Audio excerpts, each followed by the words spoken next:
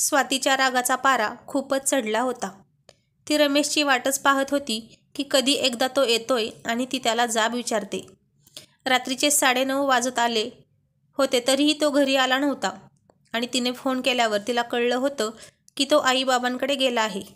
म्हणून ती चिडली होती. तिला तिच्या सासू सासऱ्यांचा राग यायचा. ते गावी राहत होते.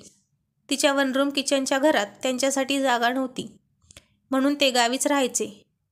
रमेश आणि स्वाती, अगदी राजाराणीचा संसार आणि एक गोंडस बाळ होतं. आता 10चे ठोके घड्याळात वाजले आणि त्याचबरोबर दाराची बेलही. रमेशच असणार. तिने दार उघडलं. रागाच्या भरात तिने बाहेरच्या लाईटही लावल्या नव्हत्या. अंधारात बाहेरच ते दोघे उभे होते आणि दार उघडून किचनमध्ये निघून गेली. अगं, ऐकलंस का स्वाती? आई बाबा आलेत. खूप दमले आहेत प्रवासाने. त्यांच्यासाठी चहा ठेवतेस का? आणि त्यांच्यासाठी हातपाय धुवायला गरम पाणीसुद्धा दे. स्वातीचा राग आता खूपच अनावर झाला होता. म्हणजे तू त्या म्हाताऱ्यांना इथे घेऊन आलास? आधीच बाळ सांभाळून आणि आपल्या तिघांचं करून मी दमायला होते. वरून या म्हाताऱ्यांचं कोण करणार? अगं ऐक माझं. मला तुझं काहीही ऐकायचं नाही. मला आधी सांग, तू मला न विचारता हा निर्णय का घेतलास? अगं हळू, ते ऐकतील ना. ऐकू दे. लाज नाही वाटत का असं तोंड घेऊन यायला? स्वाती, अगं तुझ्या पाया पडतो, शांत हो. त्यांना आत तरी येऊ दे. नाही, त्यांना सांग आताच्या आता परत गावी जायला. त्यांना संध्याकाळची गाडी भेटेल. सासू सासऱ्यांना स्वतःच्याच मुलाच्या घरात एक रात्रसुद्धा ती सहन करू शकत नव्हती, अशी ती सून होती. रमेशचाही नाईलाज असतो आणि म्हणून तो आईवडिलांना गावीच ठेवत असतो. कारण स्वाती त्यांचा उठसूट अपमान करायची हे त्याला पाहवत नव्हतं. त्याची मध्येच गळचेपी व्हायची. म्हणून त्याच्याही आईवडिलांनी गावी राहणेच पसंत केले होते.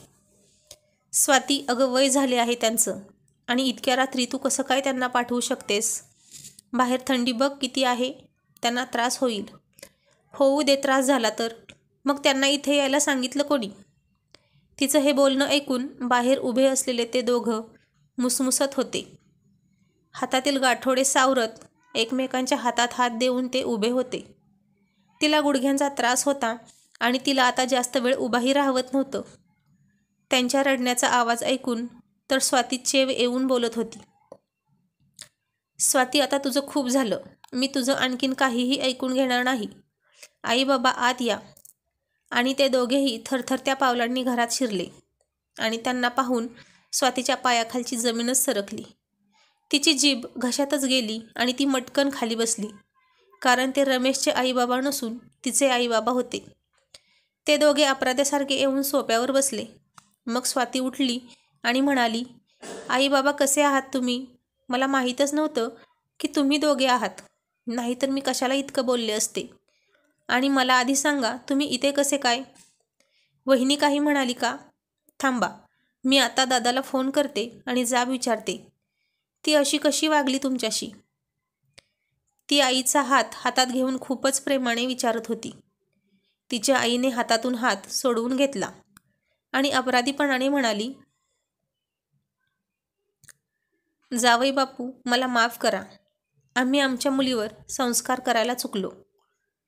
मुलीच्या तोंडून आईवडिलांविषयी असे शब्द ऐकून जर आमच्या मनाला इतक्या यातना होत असतील, तर एका सुनेच्या तोंडून असे विषारी शब्द ऐकून तुमच्या आईवडिलांच्या जीवाला किती यातना होत असतील. ज्या सुनेला लोक वाजत गाजत घरची लक्ष्मी म्हणून घरी आणतात, तीच लक्ष्मी जेव्हा अशी लाथाडते, तेव्हा ज्या यातना होत असतील त्याच यातना आम्ही भोगत आहे. खरंच आम्हाला माफ करा आणि तुमच्या आईवडिलांना सुद्धा आम्ही माफी मागितली म्हणून सांगा. अगं आई, तू अशी का बोलतेस? ते मी चुकून बोलले. तू मनाला नको ना लावून घेऊस. नाही ग, मनाला नाही लावून घेणार. कारण तू माझी मुलगी आहेस ना, कितीही झालं तरी. पण आज माझ्या सुनेनं मला हाताला धरून घराबाहेर काढलं, हे मात्र माझ्या मनाला लागलं आहे. याचं कारण माहीत आहे का स्वाती तुला? जर माझी मुलगी तिच्या सासू सासऱ्यांना आईवडील मानत नसेल, तर माझी सून तरी आम्हाला का आईवडिलांचा दर्जा देईल? मी तिला खूप जीव लावत होते, पण ती कधी माझी मुलगी झालीच नाही. सून ती सूनच राहिली, जशी तू सून म्हणून वागत आहेस. पण तिला तरी मी का नावं ठेवू? कारण माझी मुलगीच इथे अशी वागत आहे. कर्माचं फळ कधी ना कधी आपल्याला भेटतच असतं. तू कोणाच्या तरी आईला दुखावलं म्हणून आज तुझी आई दुःखात आहे. माझ्यासाठी जसा तुझा जीव कळवळला, तसेच तुझ्या सासू सासऱ्यांसाठी सुद्धा थोडासा कळवळू दे. स्वाती आता शांत खाली मान घालून उभी होती. रमेश म्हणाला, स्वाती, मला दुपारीच बाबांचा फोन आला होता. तुझ्या वहिनीने रात्री खूप मोठे भांडण केले आणि तुझ्या भावासमोर 2 पर्याय ठेवले. एकतर आईवडिलांना इथून हाकलून दे किंवा ती माहेरी जाईल. आणि मग तुझ्या भावाने आईवडिलांना घरातून बाहेर काढले आणि म्हणून मग मी त्यांना इथे घेऊन आलो. जावई बापू, तुमच्यासारखा मुलगा आणि जावई सगळ्यांना मिळो, पण माझ्या मुलीसारखी सून कधीही कोणाला न मिळो हीच मी प्रार्थना करते. स्वातीच्या डोळ्यातून आता खूप अश्रू वाहत असतात. तिला तिच्या वागण्याचा खूप पश्चाताप होत असतो. रमेश स्वातीला म्हणतो, मी यांना इथं आणलं यात माझं काही चुकलं का? नाही हो, नाही, तुमचं कधीच काही चुकलं नाही. मीच मूर्ख आहे जे आजपर्यंत चुकीचे वागत होते. मला माफ करा. आजपर्यंत मी तुमच्या आईवडिलांशी खूप चुकीचं वागत होते, पण आज माझे डोळे उघडले आहेत. मी त्यांच्या पाया पडून त्यांची माफी मागेन. दुसऱ्या दिवशी स्वाती आणि रमेश 4 चाकी गाडी घेऊन गावी जातात आणि ती आईबाबांची माफी मागून त्यांना सोबत राहण्यास घेऊन येते.